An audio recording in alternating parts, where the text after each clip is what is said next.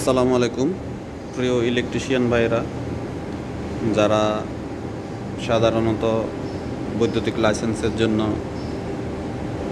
আবেদন করার জন্য আপনারা চিন্তা করতেছেন, আপনাদের জন্য অত্যন্ত গুরুত্বপূর্ণ একটা বিষয় হচ্ছে যারা বি লাইসেন্স নেবেন তাদেরকে এই ট্রান্সফরমার সম্পর্কে জিজ্ঞেস করবে। তো আমি যতটুকু জানি আপনাদের সাথে শেয়ার করতেছি। ট্রান্সফরমার সাধারণত দুই প্রকার, একটা হচ্ছে স্টেপ আপ ট্রান্সফরমার, একটা step down transformer. Step up transformer হলো যে ট্রান্সফরমার লো ভোল্টেজকে হাই ভোল্টেজে রূপান্তর করে, সেটা হচ্ছে স্টেপ আপ ট্রান্সফরমার।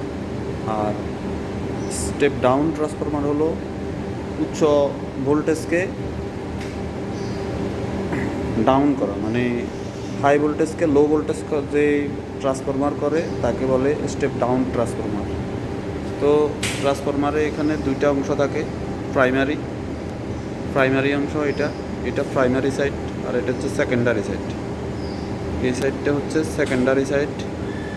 তো প্রাইমারি সাইডে এখানে আছে 11,000 ভোল্টেজ। তো এটা যেহেতু স্টেপ ডাউন ট্রান্সফরমার, এটা 11,000 ভোল্টেজ থেকে 3 ফেজে 440 ভোল্ট আর সিঙ্গেল ফেজে 220 ভোল্ট আউটপুট দেয়।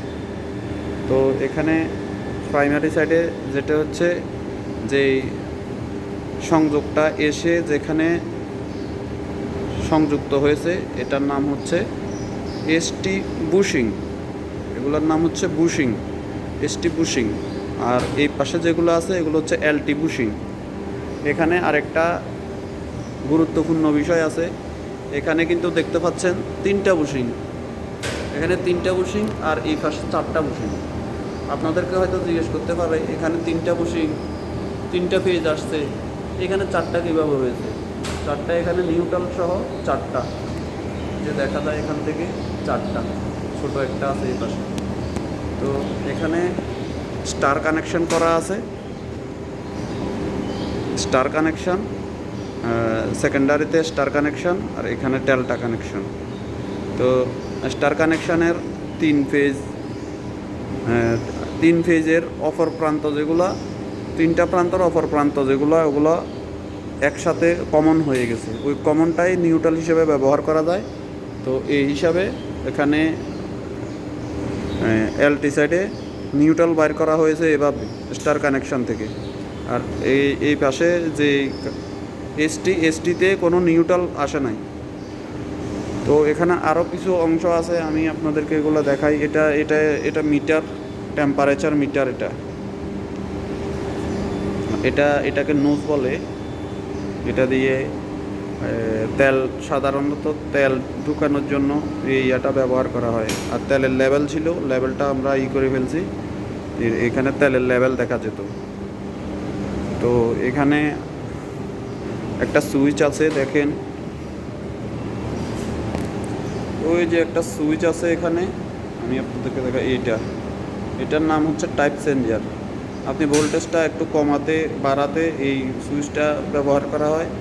যেমন মনে করেন এখন আমাদের এখানে ভোল্টেজ আছে 372 ভোল্ট, 372 ভোল্ট। আমার যদি এখন 80 ভোল্ট বা 90 ভোল্ট লাগে, আমরা ওই টাইপ চেঞ্জারের সাহায্যে আমরা ভোল্টেজটা একটু বাড়াতে পারবো।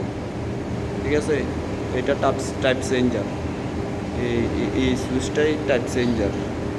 আর যদি আমার 350 লাগে, তখন আমরা ওখান থেকে কমাই ফেলতে পারবো। তো এই সুইচটার নাম হচ্ছে টাইপ চেঞ্জার। আর এটা হচ্ছে যে ট্যাঙ্কটা দেখতেছেন বড় উপরে, এটার নাম হচ্ছে কনজারভেটর ট্যাঙ্ক, এটার নাম কনজারভেটর ট্যাঙ্ক। ঠিক আছে, এটা কনজারভেটর ট্যাঙ্ক। আর আমি আরেকটা জিনিস আপনাদেরকে দেখাই, এটা হচ্ছে এসটি লাইন, এখানে দূরত্ব বজায় রাখা ভালো। এই যে কনজারভেটর ট্যাঙ্কে যে একটা নোজ নাকের মতো দেখা যাচ্ছে, এটা হচ্ছে ব্রিদার, এটার নাম হচ্ছে ব্রিদার। আর ব্রিদারের ভিতরে যে নীল যে দানা দানা এইগুলো দেখা যাচ্ছে, এগুলোর নাম হচ্ছে সিলিকা জেল। আর আমাদের ট্রান্সফরমারের ভিতরে কয়েলকে ঠান্ডা রাখার জন্য এবং ইনসুলেশনের জন্য একটা তেল ব্যবহার করা হয়। তেল দুই প্রকারের আছে, একটা হচ্ছে ন্যাপথনিক অয়েল আর একটা হচ্ছে প্যারাফেনিক অয়েল। তো এই বিষয়গুলো নিয়ে আপনাদেরকে প্রশ্ন করতে পারে, আপনারা এই বিষয়গুলো নিয়ে একটু দেখবেন। তো আরও অনেক বিষয় আছে এখানে যে এইগুলো আছে, এখানে দেখা যাচ্ছে এই পাট কিছু অংশ দেখা যাচ্ছে, এগুলো হচ্ছে আপনার ট্রান্সফরমারকে ঠান্ডা রাখার জন্য এগুলো দেওয়া হয়েছে। তো সবাই ভালো থাকবেন, সুস্থ থাকবেন। আসসালামু আলাইকুম রহমতুল্লাহি ওয়া বারাকাতুহু।